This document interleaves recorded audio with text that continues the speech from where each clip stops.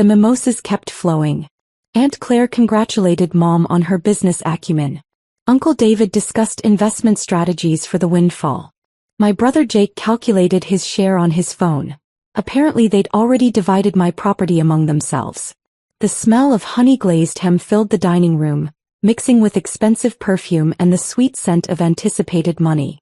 I sat there with my fork halfway to my mouth, watching my mother accept praise for selling property she didn't own.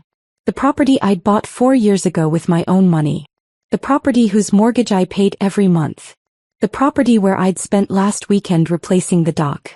3 serious buyers, Mom continued, her voice carrying that particular tone she used when she wanted to sound important.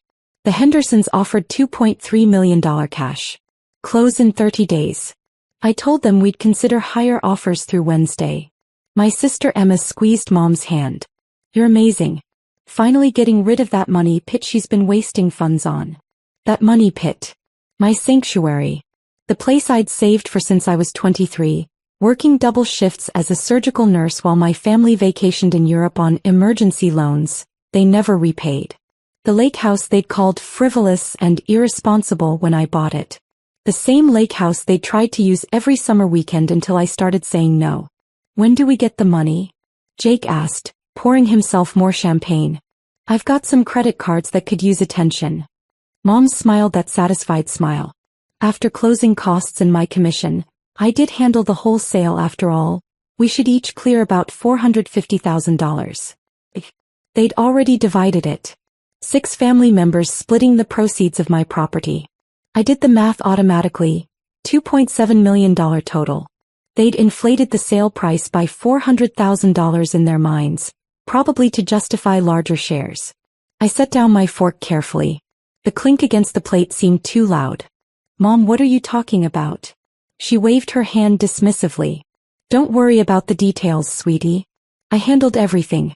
You've never been good with real estate transactions. Remember when you bought that place? You overpaid by at least $200,000. I'm fixing your mistake. Fixing my mistake, I repeated slowly. The property was just sitting there. Wasted potential. She pulled out her phone, scrolling through what looked like real estate listings. See? I got professional photos taken. Hired a staging company. The place looks much better without all your clutter. My clutter. My furniture. My books. My life. Uncle David raised his glass again. To Margaret, who finally got that girl to see sense about liquidating assets. They all drank. I watched the crystal glasses catch the light, watched my family celebrate what they thought was their good fortune. The irony sat heavy in my chest. Not anger yet, just this suffocating awareness of how thoroughly they'd underestimated me. When did you take the photos? I asked quietly. Last week while you were at that nursing conference, Mom said. I still have your spare key from when you had the flu. The realtor and I spent hours getting everything perfect. Breaking and entering. Trespassing. I cataloged it mentally the way I cataloged patient symptoms during triage. Evidence. Documentation. Facts. My phone buzzed. A text from Lisa Chin, my title company executive. On my way. Don't say anything yet. I texted her the moment Mom started talking, just 2 words. Emergency. Come. Lisa and I had closed on 7 properties together over the past 6 years. She knew my family situation. She'd warned me to keep my real estate portfolio private. 7 properties. Not 1. 7. The Lakehouse they were celebrating was property number 3. A modest investment compared to the downtown commercial building generating $18,000 monthly in rent. Or the mountain cabin I'd turned into a premium Airbnb pulling $85,000 annually. I have a question, I said, keeping my voice steady. Who signed the listing agreement? Mom looked confused. I did, obviously. And the seller's disclosure? Me. Why are you being difficult about this? You should be grateful. I'm saving you from a terrible investment. Aunt Claire nodded. Your mother knows best, dear. You've always been impulsive with money. Impulsive. I'd built a $4.2 million real estate portfolio by age 32 through careful planning and sacrifice. They thought I was impulsive because I didn't loan them money anymore. Did you sign as yourself or as me? I asked. The question hung there. Mom's expression shifted slightly. just a flicker of uncertainty. Well, obviously I'm acting on your behalf. With power of attorney? Silence. Different quality now. Jake set down his phone. Emma stopped scrolling through paint colors for her new renovation budget. You don't need power of attorney, Mom said, but her voice had changed. Less confident. I'm your mother. The doorbell rang. I stood up slowly, feeling the weight of the moment. That'll be my title company. You're what? Mom's face went pale. I walked to the door. Through the frosted glass I could see Lisa's silhouette and two others. Taller. Broader. When I opened the door, Lisa stood there in her usual professional blazer, flanked by two police officers. Miss Chin, I said formally. Thank you for coming. Officers. Lisa's expression was all business. Ms. Rodriguez, we've reviewed the documentation you forwarded. The listing agreement, seller's disclosure and title transfer attempts. She held up her tablet. All contain forged signatures. The dining room had gone completely silent. I could hear the antique clock ticking in the hallway, hear Uncle David's champagne glass settle too hard on the table. Mom appeared in the doorway to the dining room. Her face had drained of color. This is ridiculous. I'm her mother. I was helping. Ma'am, the first officer interrupted. Did you sign your daughter's name to legal documents without her authorization? It was for her own good. Lisa stepped forward. Mrs. Rodriguez, I'm the title officer for Ms. Rodriguez's real estate portfolio. 7 properties currently, total value approximately $4.2 million. The Lakehouse in question is titled solely in your daughter's name, purchased 4 years ago with her funds, mortgage in her name only. 7 properties? Emma's voice cracked from the dining room. The listing you created, Lisa continued, used forged signatures on legally binding documents. You hired photographers and a staging company to access property you don't own. You collected earnest money deposits from 3 potential buyers, $50,000 total, under fraudulent pretenses. The second officer had pulled out handcuffs. Ma'am, I need you to turn around. Wait, what? Mom's voice went shrill. This is my daughter. Tell them. All eyes turned to me. The family had crowded into the hallway now. Jake, Emma, Aunt Claire, Uncle David, cousins I barely knew. All of them holding champagne glasses, still dressed in their Easter pastels, watching their celebration curdle into catastrophe. I thought about every time Mom had called my real estate investments stupid. Every time she demanded I loan money to Jake for his business ventures that never materialized. Every time she'd made me feel small for being careful with money while she spent freely and expected me to catch her when she fell. Officers, I said clearly. I did not authorize any sale, listing, or access to my property. I did not sign any documents. I'm pressing full charges. Mom's face went from pale to red. You ungrateful, after everything I've done for you. Everything you've done? The words came out harder than I intended. You broke into my house. You forged my signature on legal documents. You collected $50,000 in earnest money that isn't yours. You plan to steal $2.3 million.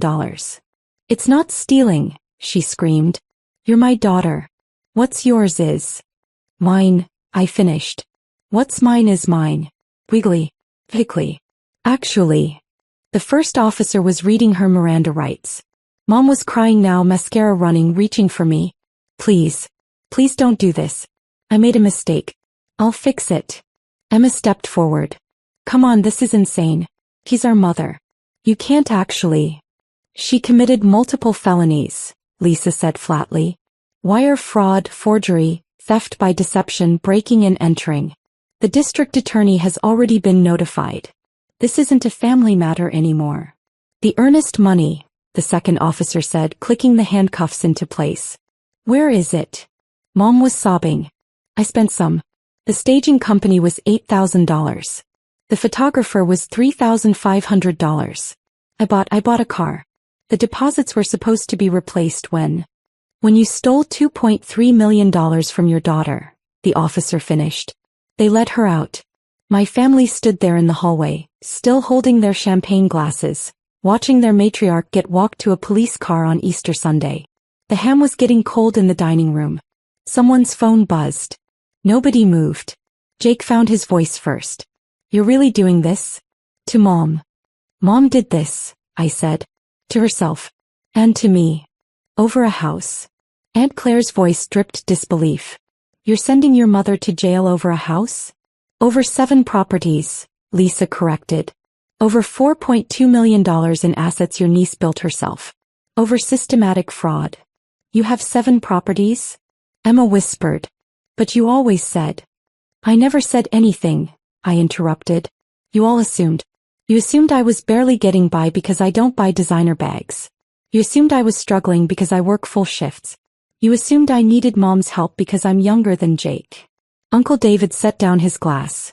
The commercial building downtown. The one with the new restaurant. The listing said Rodriguez Properties LLC. That's mine, I said. Bought it 3 years ago. Generates $18,000 monthly in rental income. The mountain cabin on Instagram, Aunt Claire said slowly. The one with the luxury Airbnb listing. Wine.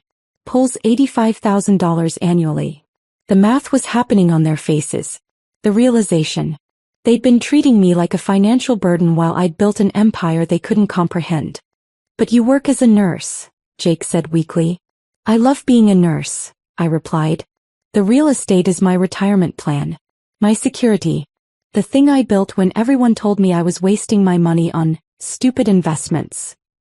My phone buzzed again. Lisa glanced at it, then at me. The buyers are being notified. The earnest money will be returned to them from your mother's accounts. What's left of it? She'll owe the balance. How much? I asked. After her spending? Approximately $38,500. Emma made a strangled sound. She doesn't have that. Then she'll need to explain that to the judge, Lisa said. Along with explaining the forgery, the fraud, and the attempted theft of $2.3 million. The front door was still open. I could see the police car pulling away, could see neighbors on their porches watching, could see the perfect Easter Sunday dissolving into neighborhood gossip that would last years. I need everyone to leave, I said quietly. We haven't finished brunch, Uncle David started. The brunch where you plan to divide my stolen property? My voice stayed level. That brunch is over. They filed out slowly, setting down champagne glasses, grabbing purses, avoiding eye contact. Emma paused at the door. She's still our mom. And I'm still her daughter, I said. The one she tried to rob. When the house was empty, Lisa and I stood in the hallway. The clock kept ticking. The ham was definitely cold now. You okay? Lisa asked. I thought about it. Thought about the ghost ledger I'd never written down but always carried. Every time Mom called my investments silly. Every time Jake borrowed money and never repaid it. Every family gathering where they treated me like the irresponsible one while planning how to spend money I'd earned. The gambler's fallacy. I kept proving myself, thinking eventually they'd see. But they never wanted to see. They wanted me small, manageable, indebted. Because small meant controllable. And controllable meant their ATM never ran dry. I'm okay, I said finally. I need to change the locks on the Lakehouse. Already scheduled, Lisa said. And I'd recommend security systems for all 7 properties. I have a company I use. 7 properties. Built one careful decision at a time. While my family drank champagne and planned my downfall, I'd been building fortresses they couldn't breach. The restraining order paperwork, Lisa continued, should be ready by Tuesday. And Margaret's bail hearing is Monday morning. What's the bail likely to be? For this level of fraud? $75,000 minimum. She didn't have it. None of them did. They'd spent their money on champagne and assumptions, on designer bags and the fantasy of effortless wealth. They'd counted my money in their heads for so long they'd convinced themselves it was already theirs. 6 weeks later I sat in my Lakehouse. New locks, new security system, new peace. The dock I'd repaired swayed gently in the evening breeze. The water reflected the sunset in shades of gold and pink. Mom took a plea deal. 18 months, suspended sentence, 5 years probation, $38,500 restitution, and a permanent fraud conviction on her record. The family fractured around the fallout. Some blamed her, most blamed me. I stopped going to family events. Stopped answering calls from anyone with my last name except my grandmother, who sent me a card that said simply, "Proud of you."